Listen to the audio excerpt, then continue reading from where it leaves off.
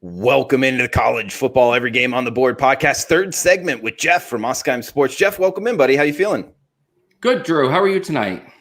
I'm doing good. Excited to get your opinion on some of these games. We got what's starting in the Mountain West here, guys. We're going 181, 182 down to 203, 204. Those are the rotation numbers, the small numbers next to the team name. If you're looking at the odds screen, Sports Memo WagerTalk has free odds. So if you want to follow along at home, that's a great way to do it. And the first game up here, guys, for this segment, we got Fresno State at Utah State, 55 being the total. Fresno State laying 10 on the highway. And guys, I'll start off by saying this Utah State team, they just fired their head coach. Gary Anderson, actually his second time in Utah State, in Logan, Utah. And so whenever you're looking to kind of bet a game where the head coach is just fired, I always find that very difficult. I mean, Utah State has not looked good this season, 0-3, I believe, both straight up and ATS. Their quarterback play has been awful. A guy that, you know, athletically speaking is pretty decent. Just the accuracy down the field is not something I would look to bet on. And you don't know what the new head coach is doing. So you're having to rely on, the beat writers, the people that are knowing or are inside the program. And especially on top of that, 2020, who's allowed to practice is a lot different too. So I'd be very careful if looking to bet the Fresno State, Utah State game. And in fact, if you made me bet it, I would be laying it here with the Fresno State side. We also got 183, 184, Georgia State at App State in the Sun Belt. We're seeing the App State Mountaineers minus 16 at home, 62.5 being the total, and the highest elevation home field east of the Mississippi, talking about App State here. And this Georgia State team has been good. Offensively speaking, I like their quarterback. He's tall, 6'5", like 200 pounds, pretty skinny kid, but athletic. And he throws the ball pretty nicely down the field. It's just the problem is they're going up against App State, pretty much the preeminent power in the Sun Belt here. Defensively, very good, well-coached team. Can they cover the 16 at home? Watch the weather as well. That's a different question. I think this total, though, at 62.5, App State isn't necessarily going to go up tempo. Georgia State a little bit more so. But if Georgia State's able to move the ball, I think this gets up and over 62.5. So if you made me bet this one, I would look towards the over. Third game I wanted to break down here, Oregon at Washington State in the Pac-12. We're seeing the Ducks off of a good win against Stanford, minus 10 in the hook, road favorites, 58 the total in Pullman, Washington. And I'll tell you, Washington State, maybe a lot of people didn't see it. Their new quarterback, Nick Rolovich, the head coach from Hawaii, I think that offense is kind of sleeper here. So catching doubles at home, I would maybe look towards the Cougs, maybe surprising the Oregon Ducks, which had a little bit more of a marquee game in week one against Stanford. So might look towards the underdog there, and with a fighting chance to, heck, who knows, maybe pull it out outright. But I would look towards Washington State, the Cougars, plus 10 to start off the first three games of this segment. Now we got Jeff from WagerTalk.com. Follow him on Twitter at Oskiem Sports. We got Oregon State at Washington up next, Jeff, 187, 188. This is the nightcap. Last game on the board, 11 p.m. Eastern, 8 p.m. Pacific kick here. So a lot of tickets going to be written on this one, Jeff. We got 52 being the total, near 2-touchdown favorite here, talking about the Washington team at home. What are you thinking in this Pac-12 mashup? Yeah, Drew, you alluded to the Washington State Cougars earlier. Now another team in the Pac-12, Washington at home. They had their home opener or their season opener canceled because of COVID reasons. I think last week on the show, we broke down Oregon State a little bit. And I said I've been very high on their head coach, Jonathan Smith, who has improved their win total year after year during his tenure there. The issue with the Beavers, of course, is they're 84th in returning production. So they're young and inexperienced, especially at the quarterback position. And at their running back position, they lost their two best offensive players from last year's squad. The Beavers come in off of a 38-28 loss to Washington State in their season opener, but they were really dominated. It really wasn't as close as the final score would indicate. They were outgained 7.3 yards per play to 5.6 yards per play, and the Oregon State offense was nowhere to be found. They lacked the firepower. They only had 9% of their offensive plays were graded out as being explosive. That's not going to get it done against a very good Washington team that they're young and inexperienced, kind of like the Beavers are. I think they rank 104th in returning production. but they have a new head coach in Jimmy Lake, who I like. He was a handpicked successor to Chris Peterson, so that the players know him. He's familiar with the program. I think the Huskies are actually undervalued and underrated this year. I would take a close look at the Huskies laying the number at home in their season opener. All right, looking towards the home team in that Pac-12 matchup. As we move to the Mountain West now, UNLV at San Jose State. We got San Jose State laying 15 in the hook at home, 59 being the total. I like this Spartans team, Jeff. I love the Spartans team. This Spartans team, Drew, is great. Coach Brennan has them playing phenomenal football. And they come off a 28-17 upset win over San Diego State as 10-point underdogs. And the Spartans look really good. They are outgained, however, 362 to 291 in that game. They were +2 turnover margin, so they did benefit from some turnover luck, including 3 turnovers in the fourth quarter by San Diego State. Really helped San Jose State in last week's win. Interesting here, San Jose State, people should be aware of the fact that their starting quarterback, Nick Starkel, he was injured on the first possession of last week's game. He did not return, and he's questionable for this Saturday's game.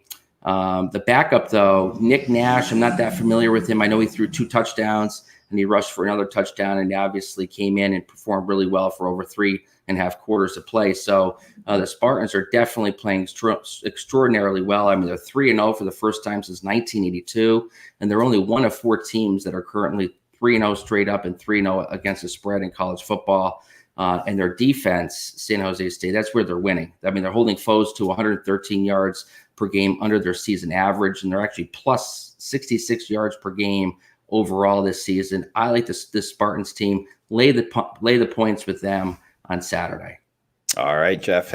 Staying in the Mountain West here, we got the Hawaii Rainbow Warriors of the San Diego State Aztecs. We're seeing the Aztecs -11, 52.5 being the total here. Yeah, this is a brutal situation for Hawaii, Drew. We have the Rainbows coming in, and they're going to be traveling for the 3rd time in 4 weeks. That's never easy to come over to the mainland that many times in such a short period of time. They do come in off of a 39-33 win over New Mexico. However, they failed to cover. Siobhan Cordero, I think is how you pronounce her quarterback. He accounted for 5 touchdowns in last week's game over New Mexico. But the technical trends are all pointing against the Hawaii squad. They're 2-8 the last 10 as double-digit conference underdogs. They're 3-14 their last 17 versus opponents off an upset loss. 0-10 when they're coming off of a win. So that is a really powerful trend there if you're a trend player. The Aztecs, I think they're going to be focused for this game. They're coming off, as we discussed in the previous segment, they're coming off an upset loss against San Jose State. They're 18-5-1 against the number in this series. I think the Aztecs are going to control the trenches. They have a very good running game. Hawaii can't stop the run. Look for the Aztecs to pound the rock for 4 quarters and cover the number. All right, we got heading to the Pac-12 up next, Jeff. 193, 194, 330 Eastern kick. Colorado, the Buffaloes at the Stanford Cardinal. We got Stanford -7 on the farm, 54 the total. Yeah, this Colorado team, I think, surprised a lot of people last Saturday with that upset win, 48-42 over UCLA. But if you take a step back and look at the box score in that game and see how it played out, they really benefited from turnover luck, the Buffaloes. They finished with a +4 turnover margin in the game. And to give you an idea of how much the turnovers helped Colorado, their average touchdown drive, Drew, was 42 yards in that game. So that tells you a lot. Interesting backstory about the Colorado quarterback. I'm not sure if you're aware of this, the graduate senior, Sam Neuer. He actually played safety last year. He left the program, but then was re-recruited by the new coaching staff at Colorado. And he actually threw for 257 yards last week at 7.9 yards per play. So I was shocked at how well he performed in light of the fact that he was playing on the defensive side of the ball last year. Technical trends pointing all against Colorado. Drew, they're 1-13 after scoring 35 or more points versus an opponent off a straight up or against spread loss. They're 9-19-1 in Pac-12 play, and they're 1-5-1 their last 7 as road underdogs. Stanford is absolutely undervalued. I understand they're coming in off of a 35-14 loss to Oregon. That's a misleading final score. They were only outgained 7.5 yards per play to 7.2 yards per play, and they did not have their starting quarterback Mills or their number 1 wide receiver Weddington. They were both held out due to COVID-19 concerns. They were both questionable this week, so that's why I won't touch this game. But if I had to play it, I would lay the number with the Cardinal. All right. Yeah, that yards per play, always key. And, looking back at the box scores, guys, we got next game up here, 195-196 Utep at UTSA. We got UTSA, the home team, -7, 45 the total in this one, Jeff. How about the Miners? They haven't played since October 24th, and that was a 38-28 loss to Charlotte. But if you look at Utep, they're 3-1 against the number as road underdogs this season. They've covered 3 straight games, and they you're not going to believe this. They have a top 20 ranked defense and a top 20 ranked run defense.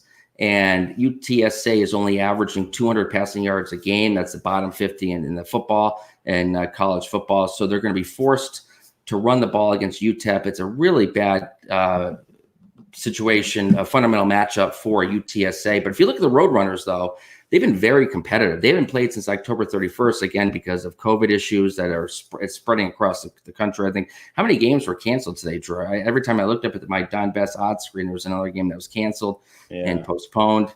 It's really a difficult situation across our country. But the UTSA, the Roadrunners, they've been competitive. If you look at what they've done, they lost 21-13 to UAB as 21.5-point underdogs. They covered easily there. They lost 27-20 to BYU as 34-point underdogs, easy cover there. And they upset Louisiana Tech 27-26 as 2.5-point underdogs. So the Roadrunners have been extremely competitive in almost every game this season. If I had to take this game, I would take the Roadrunners. And we're talking with Jeff on Oskiem Sports, WagerTalk.com. He's up 235% net profit produced all time at WagerTalk. Check out his packages, WagerTalk.com. We got next game up here, Baylor versus Texas Tech in the Big 12. Texas Tech, the Red Raiders, -1 in the hook at home, 57 the total in this one, Jeff. Yeah, Drew, I think Baylor is one of these teams that can't catch a break. I mean, if you look at a new head coach, and I bet he wants to go back to LSU, or maybe he doesn't want to go back to LSU as the defensive coordinator, what's going on there with the Tigers. But in any event, I digress. The Baylor Bears, they have 4 losses this season, all 4 by 11 points or less. So they've been very competitive in almost all of their games this year. They own 100-yard per game better defense in this matchup. And the technical trends favor Baylor. They're 7-2 the last 9 meetings in this series. The Red Raiders coming off a 34-18 loss at TCU, but that final score is misleading. You look at how the Red Raiders defense played, finally had a good game.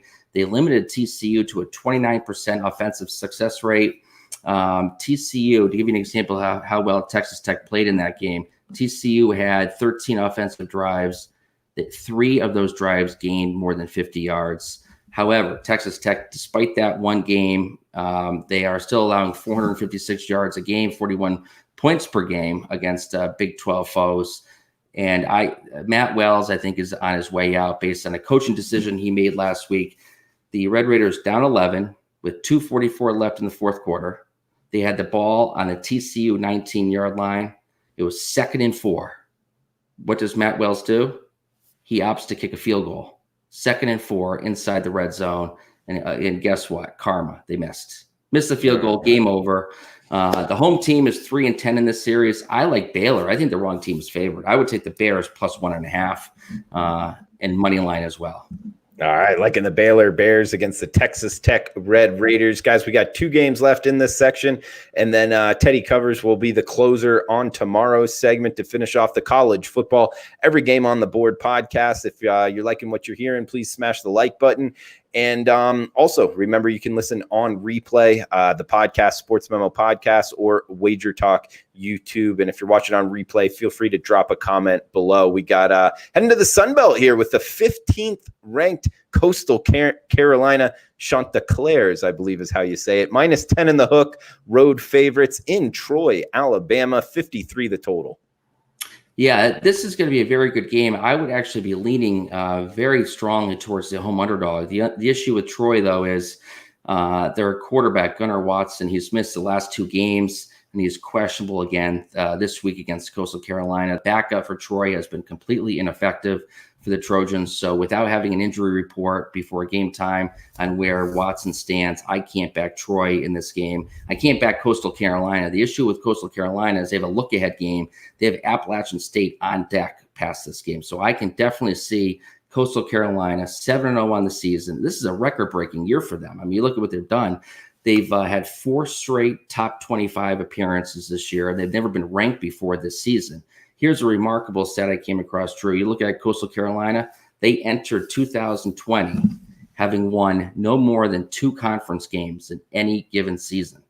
And now they're 7-0 this year. It's unbelievable what they're doing in that program. I'm a believer. If you look at last week, people say, wow, 23-7 against South Alabama. What was happening there? I mean, it was clearly a letdown spot, a flat spot, whatever. It was a lackluster effort, but they still managed to win. And that's what defines a winning team, a championship team, is they get those wins. They limited the Jaguars to only 243 yards in that game and 2 for 14 on third downs. The only concern I had in that game, the offense, to give you an idea of how Coastal Carolina was really lackluster, they averaged only 2.88 points on 8 trips inside the 40-yard line of the Jaguars. So their offense was not efficient. They're much better than that. I'm afraid of the look-ahead spot for Coastal Carolina with Appalachian State on deck. However, without knowing what Gunnar Watson's doing for Troy, I can't touch this game with a 10-foot pole. All right, last game up here, Jeff. We got Army at Tulane. We're seeing the Green Wave -5, 48 the total in the Big Easy, Jeff. Yeah, this game, I was taking a look at it earlier this evening, and Army, they haven't played in 3 weeks, and because of COVID-19 issues, obviously. And I believe their head coach was furious at Air Force for canceling the game they had against them. Now, people will take a look at this Army record and say, wow, they're 6-1. The Black Knights are playing really well this year, but only 3 of those wins have come against, 3 of those wins have come against FCS foes. And if you look at this schedule, the strength of schedule for Army, it's absolutely embarrassing. They played Middle Tennessee State, Louisiana Monroe, Abilene Christian, the Citadel, UTSA, and Mercer. So they've played the only FBS opponents they played. They have a combined record of 6-17. So you can't, 6-1 record is absolutely meaningless based on who Army has played this year. So don't get persuaded by that at all or influenced by that. They do have the 7th ranked defense in the country, though. They are averaging or limiting people to 275 yards per game. Technical trends, very disturbing for Army. They're entering off a win. Now, they haven't played in 3 weeks, so this trend is probably not as strong as it would be otherwise if they were playing pre-COVID-19. But the Army Black Knights, 2-23 straight up and 9-17 against the number as an underdog following a win. You look at the Tulane Green Wave, phenomenal run defense. They've won the last 2. They've covered 4 straight. They're 8-3 the last 11 meetings in this series against the number, 3-0 straight up and against the spread the last 3. You look at what they've done against the triple option this year. They limited the Navy to just 3.6 yards per carry, Drew. So I think the Black Knights are going to have a hard time moving the ball on the ground. Green Wave, 6-1 their last 7 as home favorites over the last 2 years. I like Tulane laying this number -5.5, -5. I think is showing up in the market because I think the betting public will see that 6-1 record for Army. And I'm typically bullish on our military academies, but they haven't played in 3 weeks, I believe. So there's going to be a lot of rust, and they're not going to be able to get the ground game going like they want to against this Tulane team. Take the Green Wave minus the points.